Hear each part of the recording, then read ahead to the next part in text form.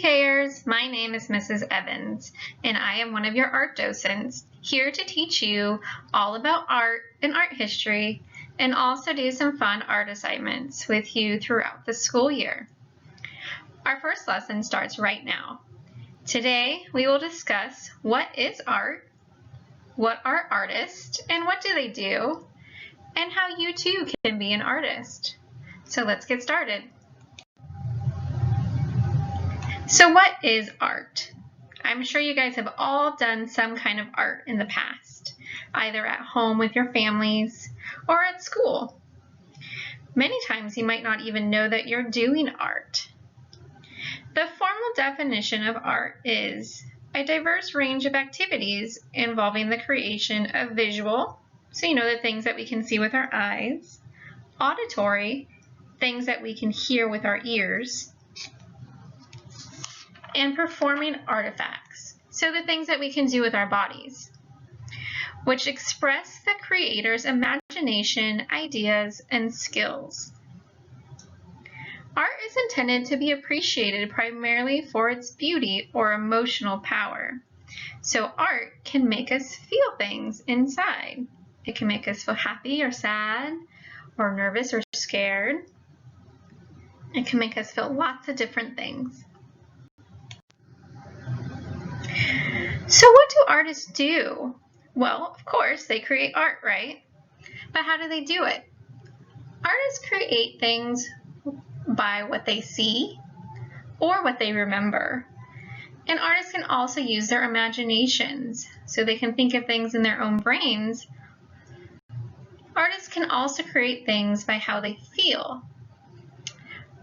Always remember that artists stay focused, take time, and do their best work when creating artwork. There are many different types of artists. As you can see on this slide, some of the most common art forms are acting, singing, painting, drawing, and sculpture making. During our time together, we will work on the more visual art forms, which include painting, drawing, and sculpture making. There are a few important things to keep in mind while creating artwork. All artists should remember all artwork looks different and is unique, which means not one piece of artwork is the same. Yours will not look like mine, and mine will not look like yours. And of course, all artwork is beautiful. On the next slide, we will read the book No One Saw Ordinary Things Through the Eyes of an Artist by Bob Raczek. The book highlights some very famous artists and their artwork depicting everyday things or places they've seen or imagined. Listen to the book, and on the following slides, you can look at some of the artist's work in more detail. Think about what you do, maybe you don't like about a picture or painting. Some use a lot of color and shapes and detail, and some are more simple. Which is your favorite? Once you are done reviewing the slides, we'll continue by attempting a directed draw to recreate one of these famous pieces of artwork. No One Saw Ordinary Things Through the Eyes of an Artist by Bob Raczek. This book is dedicated to Amy, who saw something in me that no one else did. No one saw flowers like Georgia O'Keeffe.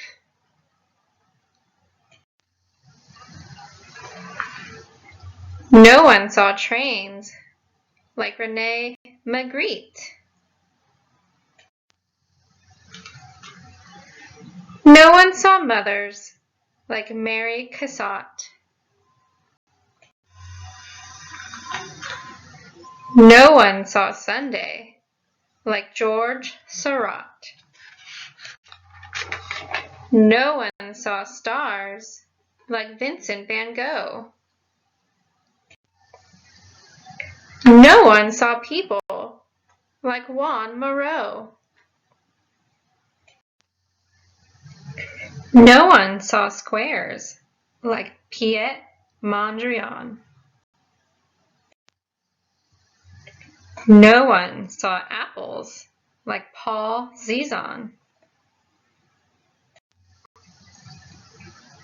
No one saw music like Marc Chagall. No one saw soup like Andy Warhol.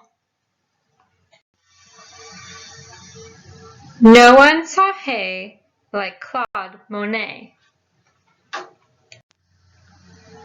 No one saw fish like Paul Klee. No one saw dancers like Edgar Degas.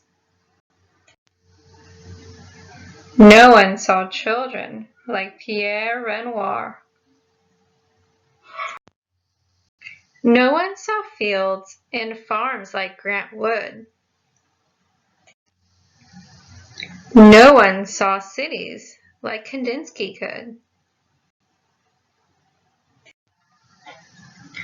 Artists express their own point of view, and nobody sees the world quite like you. The end. All right, little artists, now that we've read the book, I hope you enjoyed it. We're going to move on and do a directive draw. Today, we are going to take one of the pictures from the book, Van Gogh's Starry Night, and attempt to recreate it in our own minds. I know this looks hard, but let's remember we can do hard things. And as artists, we should always remember that all art looks different and is unique. Not one piece will ever look the same. My piece will not look like yours, and yours will not look like mine. And we probably won't look exactly like Van Gogh's either, and that's okay. We also need to remember as artists to try and stay focused, take our time, and do our best work. All right, guys, let's get started. Oh, and a note to helpers at home, if little artists need more time than the slides allowed, please feel free to pause and give them that time before moving on to the next step. Materials needed for this assignment include a white piece of paper, computer paper, cardstock, construction paper, whatever you have at home is fine. You'll also need your crayons. Specifically, we'll be working with our black, blue, yellow, and green crayons. And that's it. Get your materials and get ready. Here are some examples of work done by my own little artist of varying ages. See how they are all different and unique and beautiful in their own way. A note to parents or family helpers. This assignment does not have to be perfect. Let your little artists look at the starry night and see their own version. You'll be amazed to see what details stick out to them and which ones may not. So let's get started. Step 1. Find your black crayon, and we're going to draw the outline of the mountain and cityscape or buildings in the distance.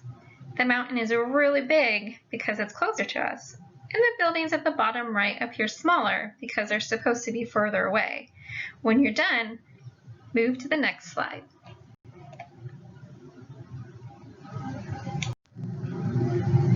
Step 2. Again with your black crayon, we will black out or color in the mountain and cityscape that you just drew. Try to press down with your crayon to make them dark as it is nighttime. Also, if you can try to stay in the lines, that's the tricky part. Step 3, also with your black crayon, you're going to draw the hills in the background. To do this, we will draw curved, wavy lines. Step 4. Next, with our black crayon, you will shade in the hills under the lines you just drew. Try not to color the entire hill black and leave some white empty space underneath.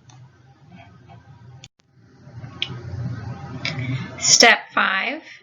In the right top corner of your page with your yellow crayon, draw a crescent moon. To draw a crescent moon, draw two curved lines next to each other that connect at the top and the bottom. When you're done with that, shade in your crescent moon.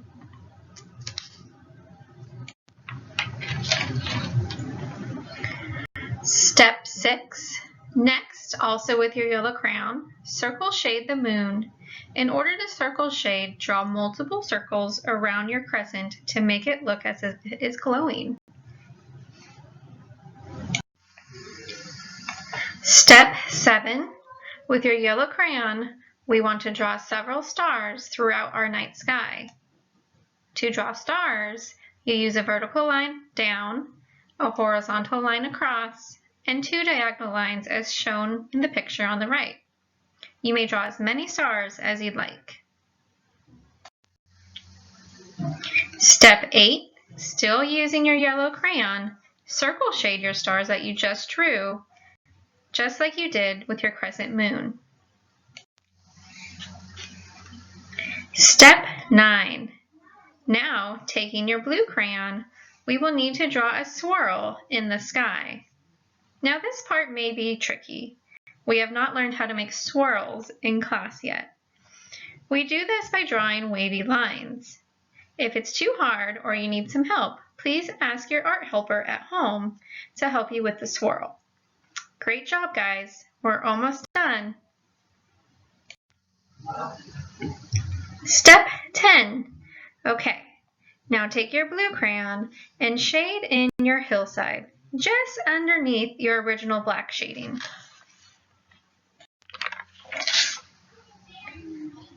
Step 11.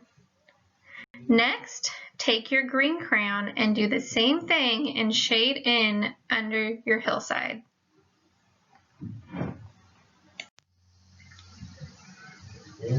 Step 12, going back to your yellow crayon, we're going to shade the top, not the bottom, but the top of our hills.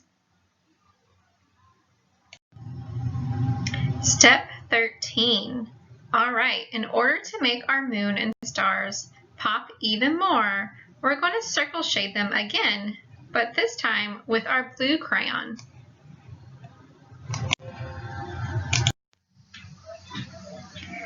Step 14.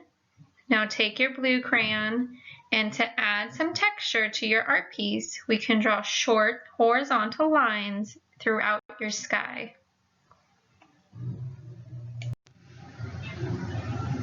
And last but not least, step 15. Take your blue crayon and lightly shade in your night sky. And guess what? That's it. You're done. You've officially recreated Vincent van Gogh's Starry Night. Awesome job.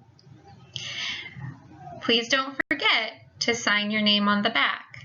And also please take a photo and upload it to your Seesaw account to share with your teacher and your classmates so they can see your awesome artwork. Great job, little artist. See you next time.